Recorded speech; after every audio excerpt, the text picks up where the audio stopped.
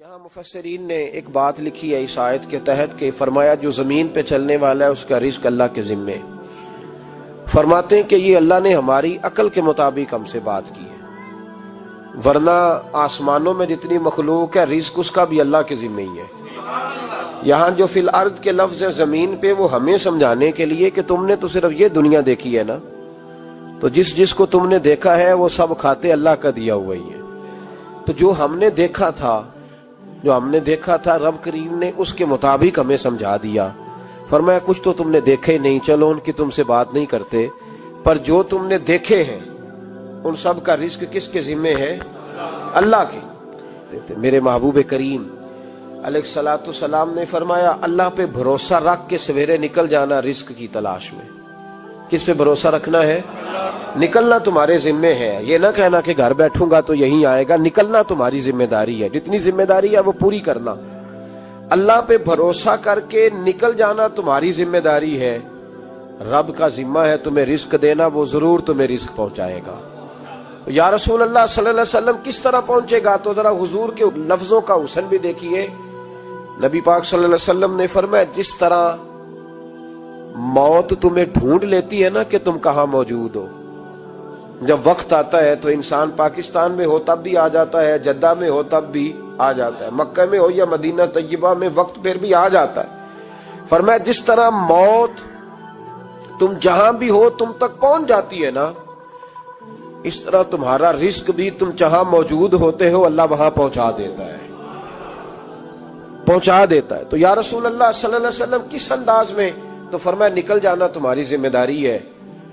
فرمایا سویرے پرندے بھی نکل جاتے ہیں اور شام کو جب لوٹتے ہیں تو اللہ انہیں پیٹ بھر کے روزی عطا فرماتا ہے. حالانکہ ان کو نہیں پتا ہوتا ہمارا کارخانہ کہاں ہے، ہم نے کہاں جا کے مزدوری کرنی ہے. ان کو نہیں پتا ہوتا کہ ہمارا دفتر کہاں ہے، ہم نے کس آفس میں بیٹھنا ہے. ان کو نہیں پتا ہوتا کہ ہم نے کہاں جا کے مال خریدنا ہے اور کہاں سے ہم نے پھر اس کو دوبارہ بیچنا ہے. انہیں خبر نہیں ہوتی. اللہ پہ بھروسہ کر کے نکل جاتے ہیں. نکلنا تو تیرے ذمے ہے کہ نہیں؟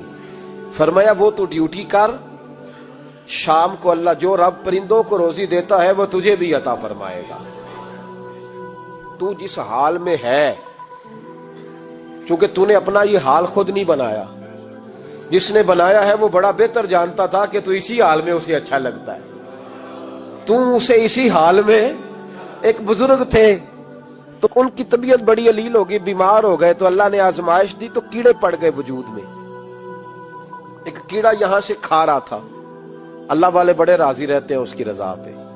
تو کیڑا یہاں کھا رہا تھا تو نیچے گر گیا، تو بابا جی نے اٹھا کے پھر وہاں رکھ لیا. کہنے لگے جب اس نے تیری ڈیوٹی مجھے کھانے کی لگائی ہے تو میں اس بات پہ راضی ہوں، تو نیچے کیوں گرتا ہے؟ بس ٹھیک ہے کھا، جب اس نے تجھے ڈیوٹی جو تیری لگائی ہے. سالبہ بن عبد الرحمن ایک صحابی تھے، سالبہ غالباً نبی پاک صلی اللہ علیہ وسلم کی خدمت میں آئے. کہنے لگے یا رسول اللہ صلی اللہ علیہ وسلم غربت بڑی ہے، میرے لیے دعا کریں اللہ زیادہ مال دے. تو محبوب صلی اللہ علیہ وسلم نے فرمایا تو جس حال میں اچھا ہے وہ تیرے لیے بہتر ہے، جس میں تو ہے وہی حال تیرے لیے. مشکل ہے نا یہ جواب سننا. یا رسول اللہ صلی اللہ علیہ وسلم دعا کر دے. تو محبوب نے کیا فرمایا؟ فرمایا تو جس حال میں ہے نا وہ حال تیرے لیے بہتر ہے، اسی میں رہ. کہ نہیں حضور دعا کریں. فرمایا سالبہ تو باز آ جا. حضور دعا کریں. فرمایا تو باز آ جا. 2-3 دفعہ کا ضد کی. محبوب نے فرمایا جا، پھر اللہ تجھے زیادہ پیسے دے گا. چند بکریاں خریدی، اتنی برکت ہوئی کہ بکریوں کے ریوڑ بن گئے. پھر کچھ بکریاں بیچ کے گائے خرید لی، ان کے بھی ریوڑ ہو گئے. پھر کچھ اونٹنیاں لے لی، ریوڑ ہی ریوڑ. پہلے 5 وقت مسجد میں آتے تھے، اب فجر اور عشاء رہ گئی. پھر مال زیادہ ہوا تو مدینے شہر میں کوئی جگہ ہی نہیں، مدینے سے باہر حویلی خریدی، پھر جمعہ ہی رہ گیا. جمعے کے جمعے آتے. زکوٰۃ کا حکم آیا. میرے نبی کریم علیہ السلام نے حضرت ابو ہریرہ کو بھیجا. فرمایا جا اسے کہہ تیری زکوٰۃ بنتی ہے 2.5%. تو سالبہ کے پاس حضور نے پیغام بھیجا. پہلے تو کہا تیرے لیے بہتر نہیں مال. جب اصرار کیا تو بڑی برکت ہو گئی، بڑا آیا تو فرمایا زکوٰۃ دے. 2.5% زکوٰۃ ہے. جب سوچا کہ 5 اونٹوں پہ ایک بکری جائے گی اور بڑا سارا مجھے دینا پڑے گا، اب جب غور کیا تو یہ تو نہ کہا کہ میں نہیں دیتا، حضرت ابو ہریرہ سے کہنے لگے نبی کریم علیہ السلام کی خدمت میں عرض کرنا کہ میں خود آؤں گا۔ حضرت ابو ہریرہ نے آ کے عرض کی یا رسول اللہ صلی اللہ تعالی علیہ وسلم، حضور وہ کہتے تھے میں خود آؤں گا۔ تو کہتے ہیں محبوب نے ٹھنڈی سانس لی، فرمایا اسے کہا تھا کہ تیرے لیے مال بہتر نہیں، اب ہلاک ہو گیا، ہائے افسوس ہلاک ہو گیا۔ ان کو بھی تھوڑی دیر کے بعد احساس ہوا کہ یہ میں نے کیا کیا، نبی پاک کو ہی کہہ دیا نہیں ہے، حضور کو کہہ دیا بعد میں آؤں گا۔ اب دوڑے آئے، عرض کی حضور میں سارا کچھ لے کے آیا ہوں، قبول کر لیں۔ محبوب نے فرمایا گویا بلال حبشی کی خشک کھجور بھی قبول ہے، اور صہیب رومی ایک اٹی بان کی لائے تو وہ بھی قبول ہے، اور عمار بن یاسر اور مصعب بن عمیر اگر 2 دینار دے جائیں اور کوئی پرانا جوڑا کسی سپاہی کے لیے چھوڑ جائے تو وہ بھی قبول ہے، لیکن تو اپنا لاکھوں لے کے چلا جا، تیرا کوئی نہیں قبول، معاف کر دیں۔ فرمایا جا معاف کیا، پر پیسے لے کے نہ آنا۔ اگلے سال پھر آئے، بندے ہوئے ہاتھ ہے، محبوبہ میں دولت کا کیا کروں گا، آگ لگانی ہے، قبول کر لیں۔ فرمایا تو لے جا، تیرا نہیں قبول، گرا جو ان کی نگاہ سے وہ سنبھل نہیں سکتا۔ حضور نے وصال ظاہری کیا تو جناب صدیق اکبر کے پاس آئے، لاکھوں کا مال، ابو بکر قبول کر لو۔ تو جناب صدیق اکبر کہنے لگے اس کا کر لوں جس کا نبی نے نہیں کیا، چل جا، کوئی نہیں چاہیے۔ حضرت عمر کے زمانے میں قحط پڑ گیا، بارشیں نہیں ہوتی، غلہ نہیں ملتا، حالات خراب ہے، مالی طور پہ بحران آ گیا، غربتیں، مجبوریاں، تکلیفیں، آ کے روئے، عمر میرا قبول کر لو، مجھے معافی تو مل گئی تھی نا۔ فرمایا معافی اپنی جگہ پہ، پر جس کا مصطفیٰ نے قبول نہیں کیا۔ بہت سارے لوگوں کو پتہ ہی نہیں کہ ان کا قبول ہی نہیں ہوا، اور وہ الجھے ہوئے، انہیں خبر ہی نہیں کہ اصل بات کیا ہے۔ فرمایا جس کا مصطفیٰ کریم نے قبول نہیں کیا، اب ہیرے اور جواہرات بھی لے کے آئے تو بھوکے مریں گے، پر اس کا قبول، اس بات پہ راضی رہو جس حال میں اللہ نے رکھا ہوا ہے، اس حال میں راضی رہو۔ یہ جو مصیبت ہے نا دیکھنی کہ وہ بھی میرے پاس، تمہیں کیا پتا، کبھی پوچھ تو صحیح اس سے وہ کس مصیبت کا شکار ہے، جو مالی طور پہ بڑا امیر ہے، تو اس کی طرف دیکھ کے اپنا دل برا کرتا ہے۔ بس جس حال میں رب نے رکھا ہے اس حال میں رہ۔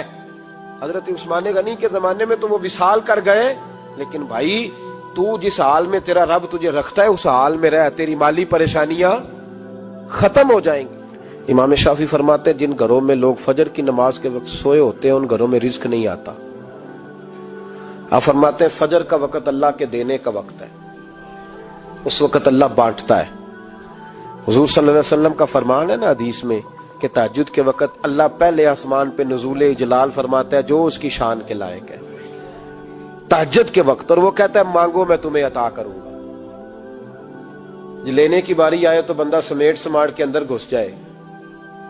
ہمارے ہاں یہ ہوتا ہے کہ عشاء کے بعد بچے بیٹھتے ہیں موبائل لے کے، تہجد کا وقت آتا ہے تو ان کی آنکھیں بند ہونی شروع ہوتی ہیں، تو لینے کے وقت تو سویا تھا، تیرا مسئلہ کیسے حل ہوگا؟ بھائی جب کوئی آدمی خیرات بانٹ رہا ہو تو جو پیالہ پیچھے کر لے اسے ملے گا؟ کہتے اس وقت آنا جب میں بانٹ رہا تھا، اب تو کدھر آ گیا ہے؟ مثال دے رہا ہوں۔ تو فجر کا وقت مانگنے کا ہے، تو ساری رات تو گزر گئی گیمیں کھیلتے، ٹی وی دیکھتے، اور جو لینے کا وقت تھا تو سو گیا، تو کیسے آئے گا تیرے پاس؟ تو اٹھے سویرے، بندوں سے مانگ کے دیکھ لیا، بڑی عزتیں خراب ہوئی، فجر کا وقت اٹھ کے جھولی پھیلائے۔ میرے رسول پاک علیہ السلام فرماتے ہیں، رب فرماتے ہیں جب بندے میرے آگے جھولی پھیلاتے ہیں مجھے شرم آتی ہے، کیسے خالی واپس کر دو؟ تو اس کے سامنے جھولی پھیلائیں سویرے اٹھ کے، رزق میں برکت ہوگی۔ اور پھر ایک اور بات، 5ویں بات، رزق میں تنگی اس وقت ہوتی ہے جب ہم مال غلط جگہ پہ خرچ کرتے ہیں۔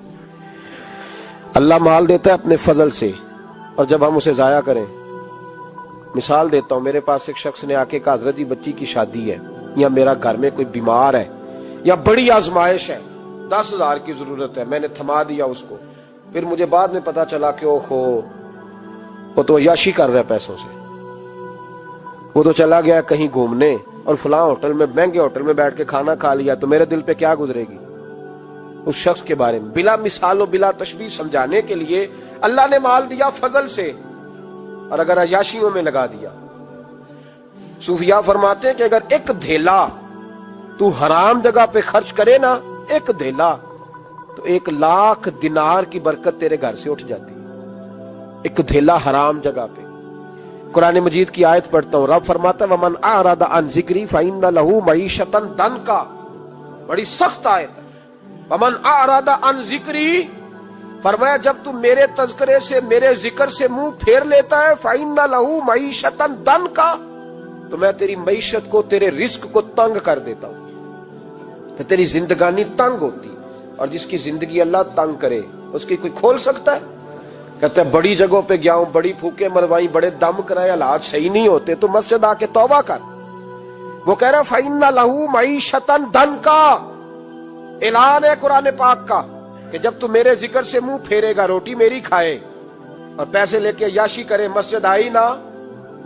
حکم تو یہ ہے کہ جتنی جتنی نعمت بڑھتی جائے سجدے بڑھنے چاہیے، لیکن ہم لوگ سجدے کم کرتے جاتے ہیں، فرض نماز بھی نہیں پڑھتے، پھر رزق تنگ ہوتا ہے، پھر اللہ کے عدل کا نظام چلتا ہے، پھر خرابی ہوتی۔